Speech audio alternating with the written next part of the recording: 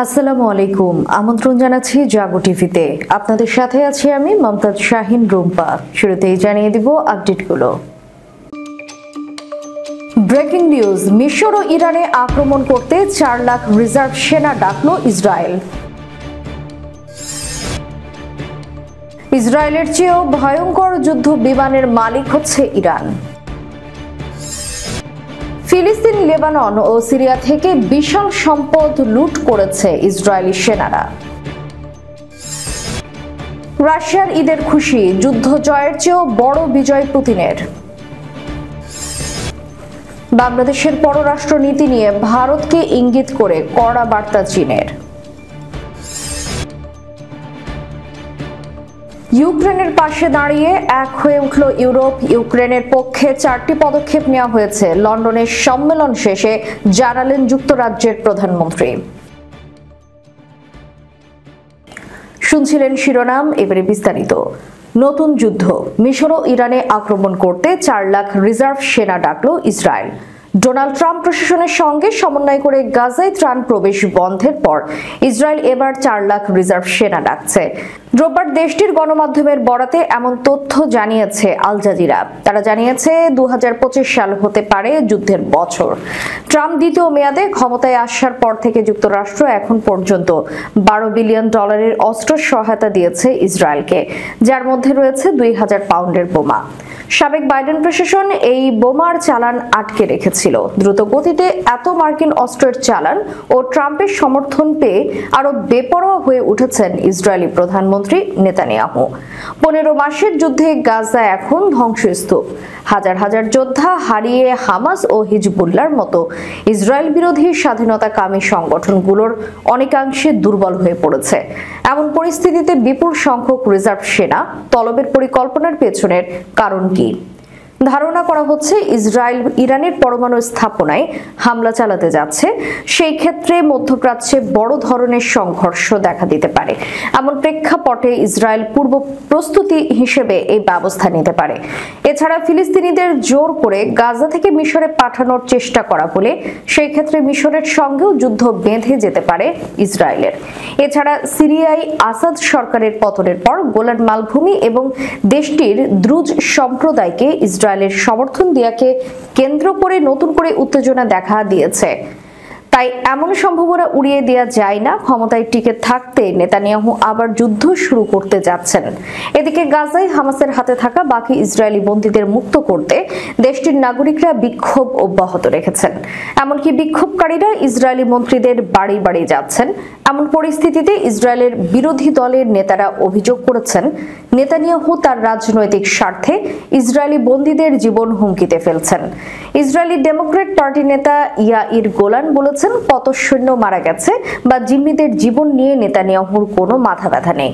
এতে তার কিছু যায় আসে না, কারণ তার ব্যক্তিগত ও রাজনৈতিক চাহিদা অন্য সবকিছুর চেয়ে বেশি প্রাধান্য পায়।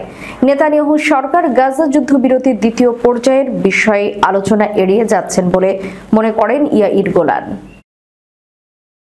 ইসরায়েলের চেয়েও ভয়ঙ্কর যুদ্ধ বিমানের মালিক হচ্ছে ইরান। সামরিক সক্ষমতার দিক থেকে বিশ্বের শীর্ষ দেশগুলোর অন্যতম ইরান। তবে শক্তিশালী দেশের তালিকায় থাকলেও একটি বড় দুর্বলতা ছিল তার। অত্যাধুনিক প্রযুক্তির এবং দূরপাল্লার ক্ষেপণাস্ত্র থাকলেও ইরানের হাতে ছিল না কোনো শক্তিশালী যুদ্ধ বিমান। তবে এবার সেই দুর্বলতাও কাটিয়ে উঠছে দেশটি। জানা গেছে ইরান ইতোমধ্যে রাশিয়ার কাছ থেকে ভয়ঙ্কর Su-35 এবং Su-30 যুদ্ধ বিমান হাতে পেয়েছে। তবে এখনো এগুলো প্রকাশ্যে আনা হয়নি এবং কোনো এয়ার শোতেও প্রদর্শিত হয়নি। তবে চলতি মাসের 19 তারিখে এই যুদ্ধ বিমানগুলো আনুষ্ঠানিকভাবে উন্মোচনের প্রস্তুতি নিচ্ছে তেহরান।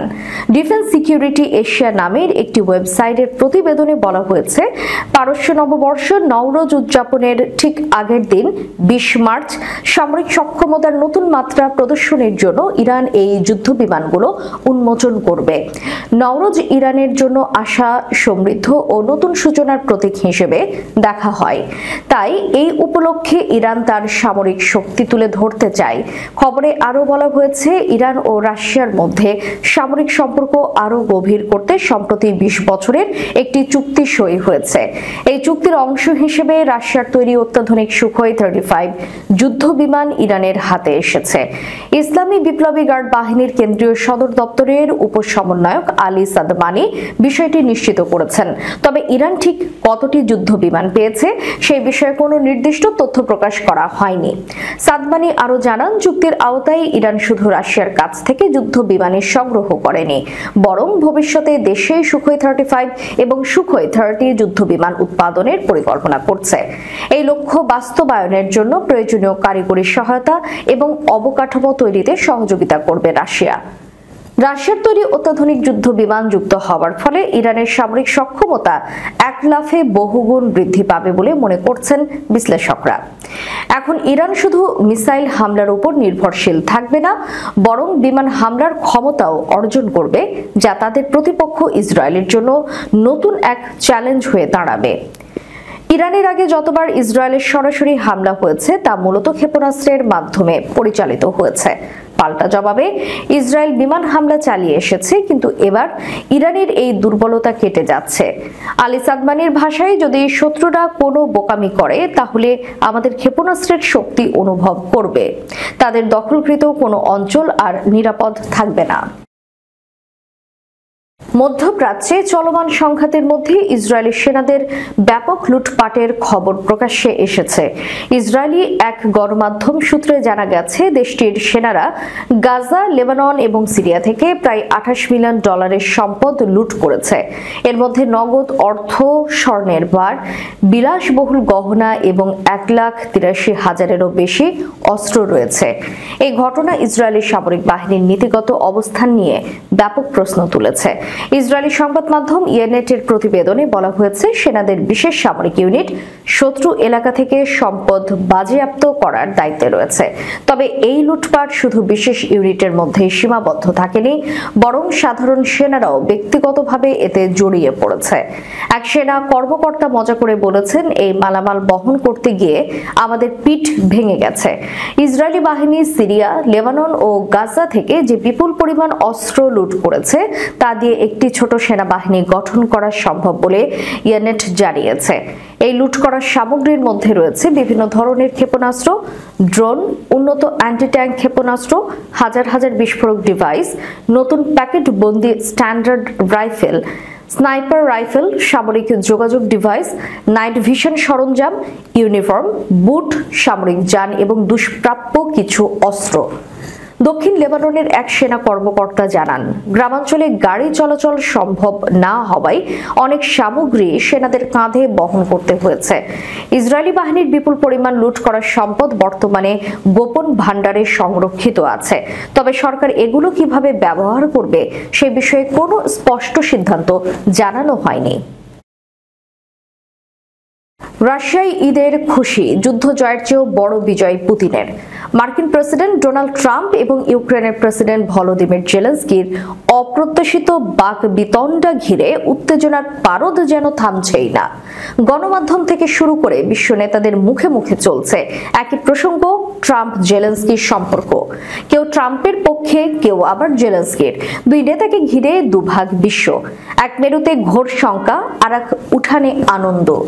জেলেনস্কিকে আক্রমণের পর রুশ প্রেসিডেন্ট ভ্লাদিমির পুতিন নীরব থাকলেও দেশটির রাজনীতিবিদরা বেশ উল্লাসিত। চুপ থাকলেও পুতিনও যে খুশি নন তা কিন্তু নয়, কারণ ওভাল অফিসে ট্রাম্প জেলেনস্কির ওই মারমুখী বৈঠকে মূলত যুদ্ধ জয়ের চেয়েও বড় বিজয় পেয়েছেন পুতিনে, এমনটাই বলছে ব্রিটিশ সংবাদ মাধ্যম দ্য গার্ডিয়ান। নিবন্ধে বলা হয়েছে, শুক্রবার হোয়াইট হাউসে জেলেনস্কি এবং ট্রাম্পের মধ্যে নাটকীয় সংঘর্ষের পর রুশ কর্মকর্তারা ও মস্কোর গণমাধ্যমগুলো উল্লাসের সঙ্গে প্রতিক্রিয়া জানিয়েছে। সামাজিক যোগাযোগ মাধ্যম এক্সে শেয়ার করা এক পোস্টে রুম নিরাপত্তা পরিষদের উপপ্রধান এবং সাবেক প্রেসিডেন্ট দিমিত্রি মেদভেদেভ ওই ঘটনাকে ওভাল অফিসে জেলেনস্কির উপর নির্মম তিরস্কার হিসেবে অভিহিত করেছেন। এছাড়া ইউরোপীয় শান্তিরক্ষী ইউক্রেনে মোতায়েনের বিষয়ে ট্রাম্পের সদিচ্ছার ইঙ্গিত রাশিয়ার উদ্বেগ আরও বাড়িয়ে দেয়। তবে হোয়াইট হাউসে ট্রাম্প ও তার ভাইস প্রেসিডেন্ট জেডি ভ্যান্সের সামনে জেলেনস্কির অপ্রস্তুত অবস্থা দেখে সব দুশ্চিন্তা দূর হয়েছে রাশিয়ার, যার প্রকাশ দেশটির পররাষ্ট্র মন্ত্রণালয়ের মুখপাত্র মারিয়া জাখারোভা টেলিগ্রামে লিখেছেন। ট্রাম্প আর ভ্যান্স কিভাবে ওই নোংরা লোকটাকে ঘুষি মারা থেকে নিজেদের সংযত রাখলেন সেটা সত্যি বিস্ময়কর। এদিকে বাংলাদেশের পররাষ্ট্রনীতি নিয়ে ভারতকে ইঙ্গিত করে কড়া বার্তা চীনের। বাংলাদেশের সঙ্গে ঘনিষ্ঠ কূটনৈতিক সম্পর্ক গড়ে তোলার পথে ভারতকে কড়া বার্তা দিয়েছে চীন। সম্প্রতি বিএনপির একটি প্রতিনিধি দলের চীন সফর এবং সেই দেশের ক্ষমতাসীন কমিউনিস্ট পার্টির শীর্ষ পর্যায়ের কর্মকর্তাদের বক্তব্য ভারতের জন্য নতুন চ্যালেঞ্জ হয়ে দাঁড়িয়েছে বলে মনে করছেন বিশ্লেষকরা। চীনের কমিউনিস্ট পার্টির আন্তর্জাতিক বিভাগের ভাইস মিনিস্টার সান ওয়েডাং স্পষ্ট ভাষায় বলেছেন, বাংলাদেশের পররাষ্ট্র নীতি শুধুমাত্র বাংলাদেশের জনগণের স্বার্থের ভিত্তিতে নির্ধারিত হওয়া উচিত, কোনো তৃতীয় পক্ষের পক্ষে নয়। আন্তর্জাতিক কূটনীতিকরা বলছেন, এই বক্তব্য যে ভারতের উদ্দেশ্যেই ছিল তা বুঝতে বিশেষজ্ঞ হতে হয় না। নয়াদিল্লির কূটনৈতিক মহলে এই ঘটনায় তীব্র প্রতিক্রিয়া সৃষ্টি হয়েছে। ভারতের জাতীয় নিরাপত্তা উপদেষ্টা অজিত দোভাল এক গুরুত্বপূর্ণ বৈঠকে প্রধানমন্ত্রী নরেন্দ্র মোদীকে সতর্ক করে বলেছেন, বাংলাদেশ আমাদের হাত থেকে বেরিয়ে যাচ্ছে স্যার। মোদী নীরবে জানালার দিকে তাকিয়েছিলেন, যেন কোনো আসন্ন ঝড়ের আভাস পাচ্ছেন। বৈঠকে সান ওয়েডাং বাংলাদেশের সঙ্গে চীনের সম্পর্ক আরো গভীর করার আহ্বান জানিয়েছেন। তিনি বলেন, প্রতিটি দেশের এমন বন্ধুর প্রয়োজন যাদের উপর তারা সম্পূর্ণ আস্থা রাখতে পারে। চীন বোঝাতে চাইছে তাদের চেয়ে ভালো মিত্র আর কেউ হতে পারে না। তবে বিশ্লেষকদের মতে এই সম্পর্ক নিছক বন্ধুত্ব নয়, বরং দক্ষিণ এশিয়ায় ভারতের প্রভাব খর্ব করার একটি কৌশল। চীনের বার্তা স্পষ্ট, বাংলাদেশ যেন এমন কূটনৈতিক পথ বেছে নেয় যা শুধুমাত্র তাদের নিজস্ব স্বার্থ রক্ষা করবে এবং প্রতিবেশী কারো আধিপত্যের ছায়া পড়তে দেবে না। বাংলাদেশ শুধু ভৌগোলিকভাবে গুরুত্বপূর্ণ নয়, বঙ্গোপসাগরকে ঘিরে এটি বৈশ্বিক বাণিজ্যের এক প্রবেশদ্বারও। বিশেষ করে চীনের জন্য এই অঞ্চল কৌশলগতভাবে অত্যন্ত গুরুত্বপূর্ণ। ইউক্রেন সংকট নিয়ে লন্ডনে অনুষ্ঠিত সম্মেলনে 4টি পদক্ষেপের বিষয়ে ঐক্যমত হয়েছে বলে জানিয়েছেন যুক্তরাজ্যের প্রধানমন্ত্রী কিয়ার স্টারমার। তিনি বলেন, 4টি পদক্ষেপ ইউক্রেনের পক্ষে নেওয়া হয়েছে। রোববার লন্ডনের ল্যাঙ্কাস্টার হাউসে সম্মেলন শেষে সাংবাদিকদের তিনি এই তথ্য জানান। সংবাদ সম্মেলনে কিয়ার স্টারমার বলেন, ইউক্রেনকে সহায়তার জন্য নতুন যে কোনো চুক্তি অবশ্যই জোরালো হতে হবে, আর সব দেশকে নিজেদের সর্বোচ্চ সক্ষমতা অনুযায়ী ভূমিকা রাখতে হবে, তাদের দায়িত্ব নিতে হবে এবং নিজেদের দায়িত্ব বাড়াতে হবে। সম্মেলনে ঐক্যমত হওয়ার 4টি পদক্ষেপ হলো, যুদ্ধ চলাকালে ইউক্রেনের সামরিক সহায়তা অব্যাহত রাখতে হবে এবং রাশিয়ার উপর অর্থনৈতিক চাপ বৃদ্ধি করতে হবে। স্থায়ী শান্তির ক্ষেত্রে ইউক্রেনের সার্বভৌমত্ব ও নিরাপত্তা নিশ্চিত করতে হবে এবং যে কোনো শান্তি আলোচনার টেবিলে ইউক্রেনকে অবশ্যই রাখতে হবে। শান্তি চুক্তির ক্ষেত্রে ভবিষ্যতে ইউক্রেনের রাশিয়ার আক্রমণ ঠেকানোর লক্ষ্যে কাজ করতে হবে ইউরোপের নেতাদের। ইউক্রেনের সুরক্ষার জন্য একটি জোট গঠন করতে হবে এবং দেশটিতে শান্তি নিশ্চিত করতে হবে। এর পাশাপাশি রাশিয়ার বিরুদ্ধে লড়াই চালিয়ে যাওয়ার জন্য ইউক্রেনকে 160 কোটি পাউন্ড দেওয়ার ঘোষণা দিয়েছে কিয়ার স্টারমার। যুক্তরাজ্যের দেওয়া এই অর্থ খরচ করে ইউক্রেনের জন্য 5000-এর বেশি ক্ষেপণাস্ত্র কেনা হবে। ওই ক্ষেপণাস্ত্রগুলো ইউক্রেনের আকাশ প্রতিরক্ষার কাজে ব্যবহার করা হবে। তিনি 3 বছরের বেশি সময় ধরে ইউক্রেন রাশিয়ার বিশেষ সামরিক অভিযানে যুক্তরাষ্ট্র এতদিন ইউক্রেনের সবচেয়ে বড় সহায়তাকারী দেশ হলেও ট্রাম্প ক্ষমতায় আসার পর দৃশ্যপট পাল্টে গেছে। এর মধ্যে গত শুক্রবার হোয়াইট হাউসে ডোনাল্ড ট্রাম্পের সঙ্গে জেলেনস্কির বৈঠকে বাকবিতণ্ডা হয়। ওই বৈঠক শেষে দুই দেশের মধ্যে একটি চুক্তি হওয়ার কথা থাকলেও হয়নি। বাতিল করা হয় দুই প্রেসিডেন্টের যৌথ সংবাদ সম্মেলন। এই পরিস্থিতিতে ইউক্রেন নিয়ে লন্ডনে এই সম্মেলনে যোগ দেন এতদিন যুদ্ধে কিয়েভকে সমর্থন ও সহায়তা জুগিয়ে আসা দেশটির পশ্চিমা মিত্র দেশগুলো। এই সম্মেলনের আয়োজন করেন যুক্তরাজ্যের প্রধানমন্ত্রী কিয়ার স্টারমার। আজকের সম্মেলনে ইউরোপের বিভিন্ন দেশ ও জোটের নেতাদের পাশাপাশি ইউক্রেনের প্রেসিডেন্ট ভলোদিমির জেলেনস্কি এবং কানাডার প্রধানমন্ত্রী জাস্টিন ট্রুডো অংশ নেন। দর্শক, শেষ করার পূর্বে সংবাদ শিরোনামগুলো জানিয়ে দিব আরো একবার। ব্রেকিং নিউজ, মিশর ও ইরানে আক্রমণ করতে 4 লাখ রিজার্ভ সেনা ডাকল ইসরায়েল। ইসরায়েলের চেয়েও ভয়ঙ্কর যুদ্ধ বিমানের মালিক হচ্ছে ইরান। ফিলিস্তিন, লেবানন ও সিরিয়া থেকে বিশাল সম্পদ লুট করেছে ইসরায়েলি সেনারা। রাশিয়ার ঈদের খুশি, যুদ্ধ জয়ের চেয়েও বড় বিজয় পুতিনের।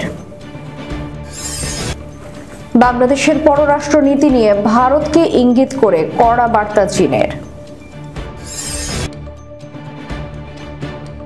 ইউক্রেনের পাশে দাঁড়িয়ে এক হয়ে উঠল ইউরোপ। ইউক্রেনের পক্ষে 4টি পদক্ষেপ নেওয়া হয়েছে, লন্ডনের সম্মেলন শেষে জানালেন যুক্তরাজ্যের প্রধানমন্ত্রী। এতক্ষণ আমাদের সাথে থাকার জন্য ধন্যবাদ। আল্লাহ হাফেজ।